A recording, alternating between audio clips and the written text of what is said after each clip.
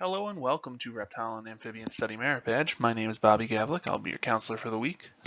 In this slideshow, we are going to cover a couple of different things, sort of an introduction to reptiles and amphibians, and really talk about the differences between the two. So, before we get started on the differences, let's go ahead and take a look at species. So, what I'd like you to do is go ahead and pause the video and take a look at this chart.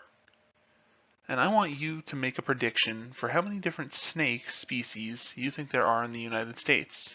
And do the same for lizards, turtles, crocodiles, frogs and toads, salamanders, and then we'll go ahead and get a total of that for that. So let's go ahead and pause the video and do that now.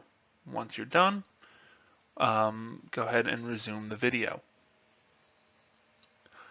Okay, so now that you've made your predictions, let's take a look at what the actual numbers are of these species in the United States. There we go. Basically anywhere that there's water, we'll find a species of turtle. Next we have our crocodilians. This would be our alligators and crocodiles. There are only two species of those in the United States, and they are located in the Gulf of Mexico area and Florida.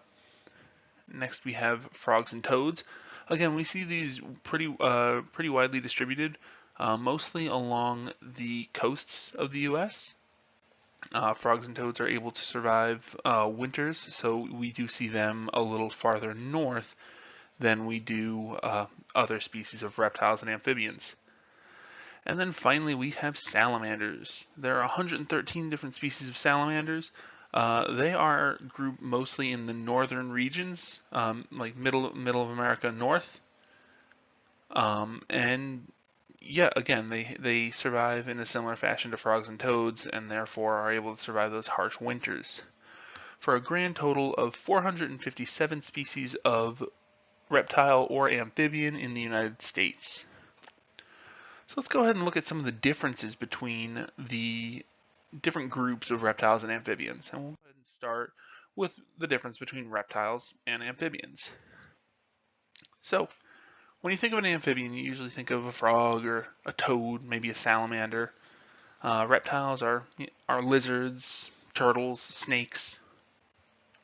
And the primary differences between the two are that amphibians have smooth, very porous skin they can actually breathe through, versus reptiles which have these rough scales. Those scales actually keep them safe from the sun.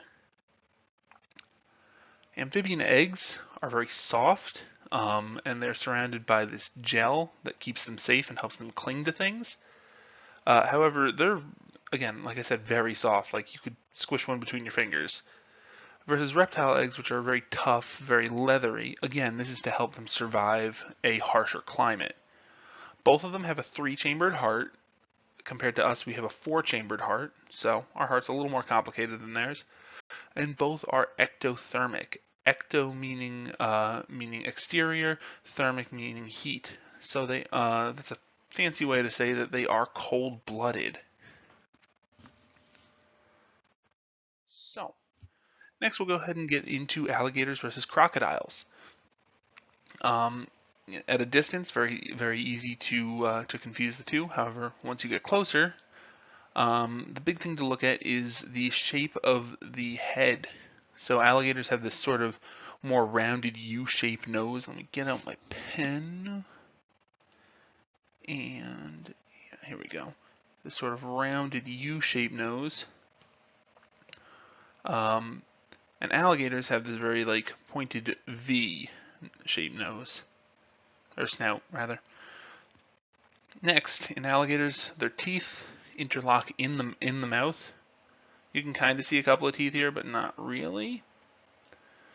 Versus crocodiles, their teeth are jagged and out and all over the place. And finally, it's where they dwell. So alligators are mostly freshwater, crocodiles are mostly saltwater. However, both are members of the order Crocodilia. Next, we have toads versus frogs. So toads if you look at the picture right away, you can kind of see that the toad is very round. You can definitely see some differences in the skin, and you can't really tell a difference in the feet. However, toads' legs are shorter, and they're designed for like hopping and moving around like terrestrial soils, versus frogs, which have these longer back legs designed for long leaps. Toads have these short, stubby feet, again designed for moving around rocks and soil and things like that. And most frogs have webbed feet. The frog on the right is a red-eyed tree frog. He is not a good example of that, as he has these little suction cups on his toes instead, specialized for clinging to leaves. And finally, like I said, the skin. If you look at that toad skin, it's very rough. It's very warty. But then if you look at the frog, it has this very smooth and moist skin. Again, very designed for where they're living. So because frogs spend more time in the water, they need skin that is more hydrodynamic. It'll help them move through the water quicker. And because toads are terrestrial, they're usually on land, their skin is rougher so that they can they're not as affected by the sun. Similarity between the two is they both communicate in a similar manner. They have a croak. So moving right along, we have salamanders versus lizards. So the big difference right away is that salamanders are amphibians and lizards are reptiles. Salamanders are aquatic to semi-aquatic through their entire life. They rely on water. Again, that's to keep that skin moist. Lizards are terrestrial for the most part. And as you can see by the skink on the right-hand side, they have this very rough skin designed to keep them safe from the sun. Excuse me. Next, on salamanders, they do not have claws and they do not have ear holes. They don't really need claws for swimming through the water and things like that, and the ear holes as well would just sort of fill with water and become a source of infection. Then on lizards, they do have claws, as we can see down here, and they have these ear holes. Those ear holes are important to let the lizard hear. Next, we have a personal favorite. This is snakes and lizards. Now, I know what you're thinking. You're thinking, Bobby, snakes and lizards, they're different.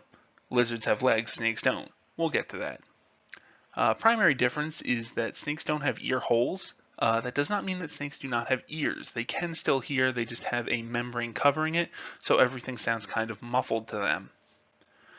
Versus lizards that do have those ear holes again. Next, snakes don't have eyelids. Basically to protect the eye, snakes have this hardened scale that's transparent. And basically what that does is it protects the eye from sand or dirt or anything like that. Lizards have eyelids, so snakes can't close their eyes even when they're sleeping.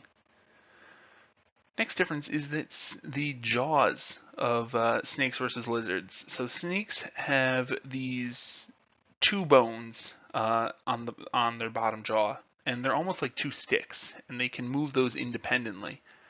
And they can actually use those to help sort of pull food into their mouth. Kind of useful if you don't have claws. Lizards have a bottom jaw that is fused, just like ours.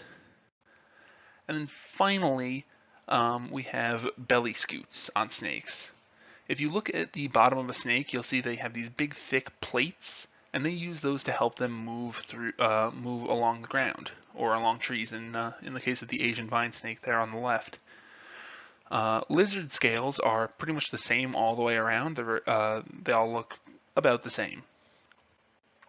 So, as I was saying, the big difference, or the big reason that we can't use legs as a defining characteristic is this guy on the right-hand side. This is a European glass lizard, also known as the legless lizard.